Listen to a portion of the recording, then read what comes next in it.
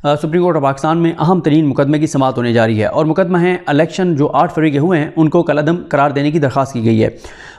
इसके अलावा आज एक और इमारत बड़ी अहम हो गई है, उस पर बात करते हैं। पॉलिटिकल डेवलपमेंट्स जो कल हुई हैं उन पर भी बात करते हैं। देखें, एक तो ये है कि शुरू में मैं आपको बता दूं कि जो इलेक्शन को कलअदम करार देने के हवाले से जो दरख्वास्त है वो समाअत के लिए मुकर्रर तो की गई, लेकिन हमारे दोस्त वसीम मलिक साहब का ये ट्वीट है कि वो दरख्वास्त जो है वो जो दरख्वास्त गुजार हैं वो वापस ले लेंगे।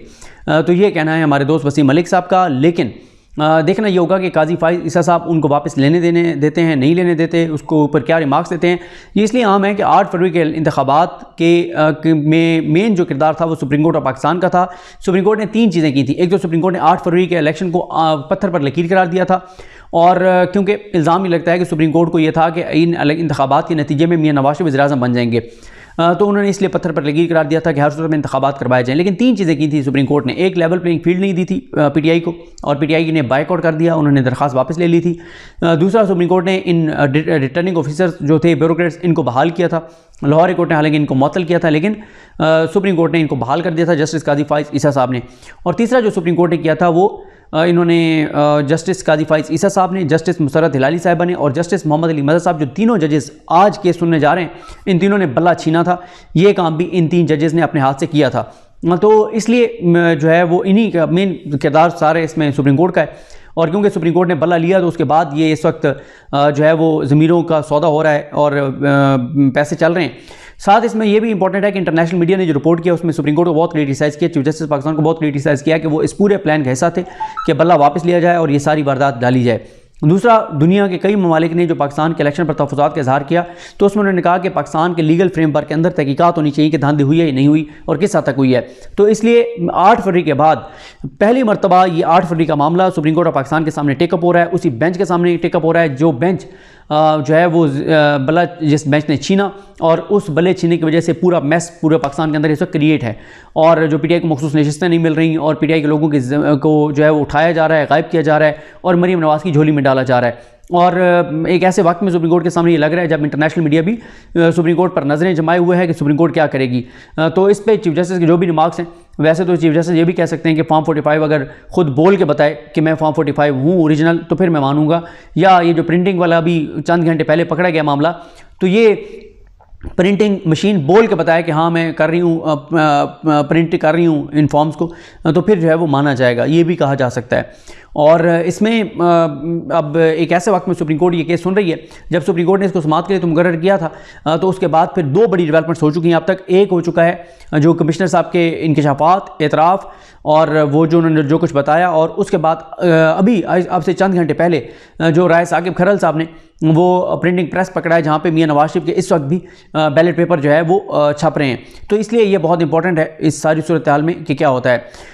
तो ये होगी ये चीज़ें। फिर उसके बाद दूसरा जो है वो इलेक्शन कमीशन ऑफ पाकिस्तान में आज 30-40 जो इलेक्शन के हवाले से पिटीशंस हैं वो सुनी जाएंगी, और उसमें इलेक्शन कमीशन क्या करता है ये इंपॉर्टेंट है। साथ आज ही पीटीआई के लोग जो है वो इलेक्शन कमीशन जाएंगे, मजलिस इत्तेहादुल मुस्लिमीन के साथ। वो पीटीआई की इत्तेहादी तो है, लेकिन शामिल जो पीटीआई के लोग हो रहे हैं वो सुन्नी इत्तेहाद कौंसिल में हो रहे हैं, तो वो भी एक चीज़ होगी। लेकिन तीसरा जो मामला है वो है इस्लामाबाद हाई कोर्ट में लापता अफराद के केस में जो निगरान वज़ीर-ए-आज़म है उनको बुलाया हुआ है, और इस पे इसको आपको बता लूँ और फिर मैं उस पर आऊँगा जो इसके हवाले से है जो बिलावल भुट्टो ज़रदारी साहब के बयानात हैं और उस पर नून लीग का रद्द-ए-अमल है और वो क्या करने जा रहे हैं। इसमें इस्लामाबाद हाई कोर्ट के जस्टिस मोहसिन अख्तर कियानी साहब जो हैं उन्होंने तलब किया हुआ है निगरान वज़ीर-ए-आज़म अनवर काकड़ साहब को, और ये भी मैं आपको बता दूं कि जो मोहसिन अख्तर कियानी साहब हैं इनके बारे में कुछ नजूमी ये कह रहे हैं, जो एस्ट्रोलॉजिस्ट हैं वो ये कह रहे हैं कि जनाब जो वो सितारों का हाल जो बताते हैं वो ये बताते हैं कि इनको हर सूरत में मजबूर किया जाएगा कि ये रिज़ाइन करें, या इनके खिलाफ रेफरेंस पहले गया हुआ है, इनको सुप्रीम जुडिशल काउंसिल से फारिग करवाया जाएगा, क्योंकि बड़े दबंग जज हैं, अपराइट जज हैं, इन्होंने ज़बरदस्त फैसले किए हैं, कोई ये दबाव नहीं लेते। और ये कहा जा रहा है कि ये जो सितारों का हाल बताने वाले हैं वो ये बताते हैं कि जब मोहसिन अख्तर कियानी साहब को मजबूर कर दिया जाएगा रिज़ाइन देने पे या उन्हें सुप्रीम जुडिशल काउंसिल से फारिग कर दिया जाएगा तो फिर आमिर फ़ारूक साहब को सुप्रीम कोर्ट ले जाया जाएगा, क्योंकि अगर अभी आमिर फ़ारूक साहब को सुप्रीम कोर्ट ले जाया जाता है तो मोहसिन अख्तर कियानी साहब chief justice Islamabad high court बन जाएंगे। लेकिन ये फैसला सितारों का हाल ये बताता है कि फ़ैसला ये हुआ है कि जब तक मोहसिन अख्तर कियानी साहब हैं तब तक आमिर फ़ारूक साहब को सुप्रीम कोर्ट नहीं ले जाया जाएगा। जिस वक्त मोहसिन अख्तर कियानी साहब को मजबूर कर दिया जाएगा रिज़ाइन देने पर या उनको अदलिया से निकाल दिया जाएगा, फिर आमिर फ़ारूक साहब को ऊपर सुप्रीम कोर्ट में ले जाया जाएगा, ताकि उस वक्त ये मोहसिन अख्तर कियानी साहब नहीं होंगे तो फिर उसके बाद मियां गुल हसन औरंगज़ेब साहब जो हैं वो चीफ जस्टिस बनेंगे। इनका जो रिटर्न ऑर्डर है इसमें बहुत मतलब सख्त ऑब्जर्वेशंस हैं। इसमें उन्होंने मोहसिन अख्तर कियानी साहब ने कहा कि लापता बलोच स्टूडेंट्स की बाजियाबी में नाकामी पर वज़ीर-ए-आज़म पाकिस्तान और सेक्रेटरी दाखिला और सेक्रेटरी दिफा को पीर 19 फरवरी सुबह 10 बजे वज़ाहत के लिए तलब किया जाता है। उन 4 सफ़ात पर मुश्तमिल इस हुक्मनामे में कहा गया है कि एडिशनल अटार्नी जनरल, वज़ारत दाखिला, वज़ारत दिफा और इंसानी हकूक़ अफसरान समेत अटार्नी जनरल जो हैं वो पेश हुए और बलोच स्टूडेंट्स की बाजियाबी के लिए मज़ीद मोहलत की इस्तदा की। लेकिन अदालत ने उनके सामने ज़ेर गौर केस में अटार्नी जनरल की यकीन दहानी का मामला रखा। अटार्नी जनरल ने 10 जनवरी को वफाकी हुकूमत की तरफ से अदालत को यकीन दहानी कराई कि आइंदा किसी को अगवा या जबरी तौर पर लापता नहीं किया जाएगा और तमाम लापता अफराद को बाजियाब कर दिया जाएगा। जबकि सुप्रीम कोर्ट ने भी 3 जनवरी को एक मुकदमे में इस पहलू को अपने ऑर्डर का हिस्सा बनाया। लेकिन वफाकी हुकूमत की तरफ से अटार्नी जनरल की यकीन दहानी के बावजूद लापता बलोच स्टूडेंट्स बाजियाब नहीं हो सके और ताहाल गैर कानूनी हिरासत में हैं। इस सूरत हाल में जब लापता अफराद को बाजियाब करने की वफाकी हुकूमत की यकीन दहानी को 1.5 माह गुजर चुका है, एडिशनल अटार्नी जनरल की तरफ से मजीद मोहलत की इस्तदा का मतलब यह है कि वफाकी हुकूमत को कानून के नफाज और आइन के मुताबिक बुनियादी हकूक़ के तहफ़्फ़ुज़ में कोई दिलचस्पी नहीं और अदालत के वाज़ेह अहकामात के बावजूद रियासती इदारों की चीरा दस्तियाँ जारी हैं। हाई कोर्ट ने 13 जनवरी को हुक्मनामे को भी ऑर्डर का हिस्सा बनाया है, जिसमें कहा गया था कि अगर जबरी गुमशुदगियों का मामला हल ना हुआ तो वज़ीर-ए-आज़म और वजारतों के ज़िम्मेदार सेक्रेटरीज़ को बुलाकर वजाहत मांगी जाएगी।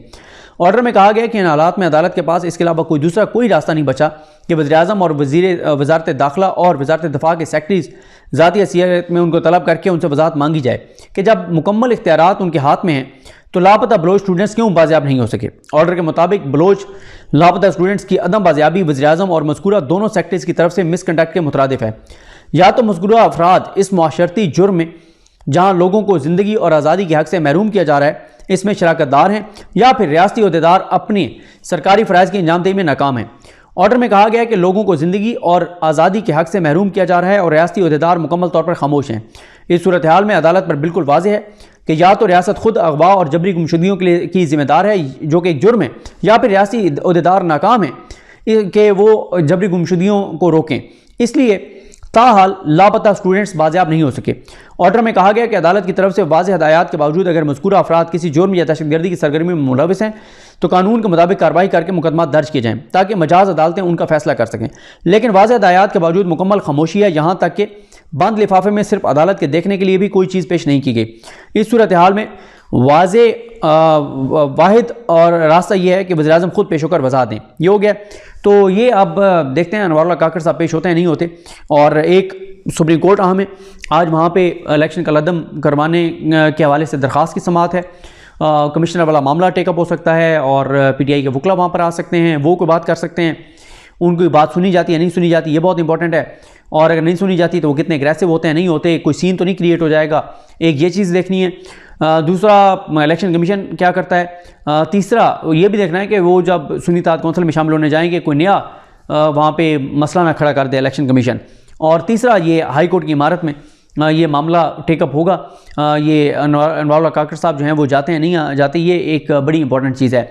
और 13 MNA जो PTI के हैं उन्होंने भी जो रावलपिंडी डिवीजन के उन्होंने भी इलेक्शन कमीशन ऑफ पाकिस्तान में जाना है और शौकत बसरा साहब मुसलसल चैलेंज कर रहे हैं। आज उन्होंने प्रेस कॉन्फ्रेंस का भी जो है वो इंदिया दिया है। और साथ ही ये भी आपको बता दूं कि PTI ने चीफ जस्टिस पाकिस्तान जस्टिस काजी फाइज ईसा साहब से मुतालबा किया है कि वो इलेक्शन में धांधली की तहकीकात से अलग हो जाएँ क्योंकि उनके ऊपर इल्ज़ाम है, और वो एक फुल कोर्ट तश्कील दें जिसमें जस्टिस काजी फाइज ईसा साहब माइनस हों और वो ना हों। अब काजी साहब ये बात मानते हैं नहीं मानते, लेकिन बहरहाल आज का दिन जो है वो बहुत हंगामा खेज़ होगा। और 8 फरवरी के बाद ये अहम तरीन दिन जो है ये 19 फरवरी को होगा।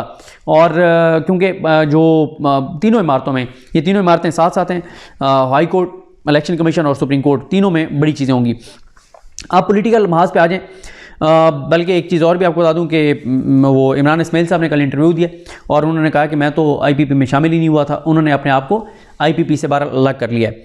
बिलावल भुट्टो जरदारी साहब ने कल एक खिताब किया ठट्ठा में। उन्होंने कहा कि 8 फरवरी का इलेक्शन ऐसा इलेक्शन था जिस पर जीते और हारे हुए सब एहतजाज कर रहे हैं। और बिलावल साहब ने बड़ी इंटरेस्टिंग एक बात की और बड़ी हैरानकुन है। वो कहते हैं कि मेरे पास ऐसे फॉर्म 45 मौजूद हैं जिस पर पीपल्स पार्टी जीत चुकी है, लेकिन ऐलान मुस्लिम लीग नून या MQM का हुआ है, उनकी जीतने का हुआ है। अगर मेरे साथ धांधली हुई है तो क्या एहतजाज करके इस मुल्क को मजीद तकसीम करूँ या नुकसान पहुँचाऊँ? बिलावल भुट्टो जरदारी साहब ने कहा कि हम थ्रू प्रॉपर चैनल एक लीगल सिस्टम के अंदर रहते हुए हम शिकायत अपनी दर्ज करवाएंगे जो धांधली हुई है, और अगर हमारी जो बात है वो ना सुनी गई तो फिर हम जो है वो सड़कों पर आ सकते हैं। ये भी बड़ा हैरान कौन, अल्लाह की शान है, ये बात भी करनी थी बिलावल साहब ने। फिर बिलावल साहब कहते हैं कि मुझे कहा गया कि पहले 3 साल हमें दे दें और आखिरी 2 साल आप वज़ीर-ए-आज़म बन जाएं, लेकिन मैंने इनकार कर दिया, वजारतें हम नहीं लेंगे। ये बिलावल साहब ने गलत बयानी की है।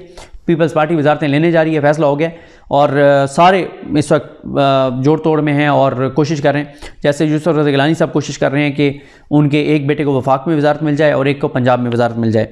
बिलावल साहब कहते हैं कि अगर जमहूरियत ख़तरे में आती है तो मैं कॉल दूंगा, आपने सड़कों पर निकलना है। और मौलाना साहब को उन्होंने कहा कि आप अपने आप को मौलाना कहकर ढटाई से झूठ बोलते हैं और ये बहुत बड़ा मजाक है।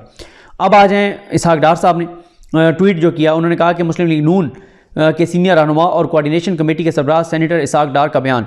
मुस्लिम लीग नून और पाकिस्तान पीपल्स पार्टी के अकाबरीन से दरख्वास्त है कि बातचीत के लिए कमेटियों के दरमियान वज़ा करदा ज़ाब्ते की पासदारी करें। तय हुआ था कि दोनों जमातों की तश्कील करता कोऑर्डिनेशन कमेटियों का कोई रुकन या रहनुमा बातचीत के जारी अमल और इसमें ज़ेर गौर नुकात पर बयानबाजी नहीं करेगा। फ़रीक़ैन के दरमियान अभी तक हतमी नुकात तय नहीं हो पाए और मुख्तलिफ तजावीज़ पर गुज़िश्ता रोज़ तक मुशावरत जारी रही। मुशावरत के 4 दौर मुकम्मल हो चुके हैं और कल बरोज़ पीर दोपहर को 5वीं नशिस्त तय हो चुकी है। कल के इजलास में अहम पेशरफ्त मुतवक्की है। मुशावरत मुकम्मल होने पर दोनों जमातों का बाज़ाब्ता मुश्तरका अलामिया जारी होगा।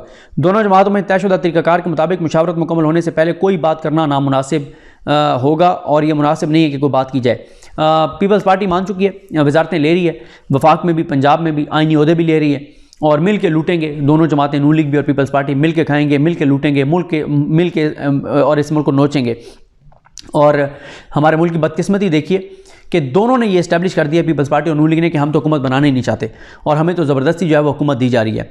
तो ये जब हालात होंगे, 25 करोड़ का मुल्क मुआशी तौर पे जो दिवालियापन के किनारे पर पहुंचा हुआ है, जो डिफ़ॉल्ट होने के किनारे पर है, जिसकी एक्सपोर्ट्स हैं नहीं, जिसमें इंपोर्ट्स इतनी ज़्यादा हैं, जिसमें लोग ख़ुदकुशियाँ कर रहे हैं और अवाम ने मैंडेट किसी और को दिया है और ज़बरदस्ती किसी और को लाया जा रहा है, और जिनको लाया जा रहा है उन्होंने इस्टेब्लिश कर दिया है हर जगह कि जनाब हम तो हुकूमत लेने ही नहीं चाहते, हमें तो ज़बरदस्ती हुकूमत दी जा रही है। ये है पाकिस्तान के हालात और सूरत हाल। तो जनाब मुझे अपनी दुआ में याद रखें।